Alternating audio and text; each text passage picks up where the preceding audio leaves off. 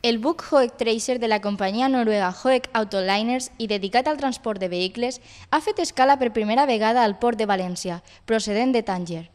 Amb una dimensió equivalent a 10 estadis de futbol, el buc és un dels majors vaixells de càrrega del món. Yeah, it is the Hoek Tracer, so now is the biggest one car carrier in the world.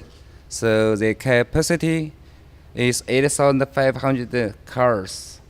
And for me, so this is the first time to call Valencia.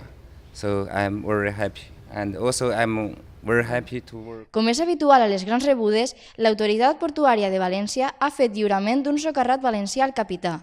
Per al Port de València és una gran satisfacció el tenir este vaixell avui així en València, i això el que indica és que el Port de València, que som molt coneguts per ser un port molt important, com ho som, el port en termes de contenidors, i recentment hem passat fins i tot a Bremen, però també potser és menys conegut de que també l'any passat el Port de València també va ser el port més important en tràfic de vehicles automòbils a nivell de l'estat espanyol.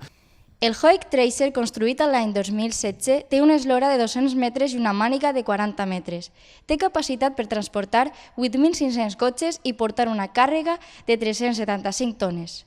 Procedent de Tànger, ja ha empès el seu trajecte rumb a Turquia.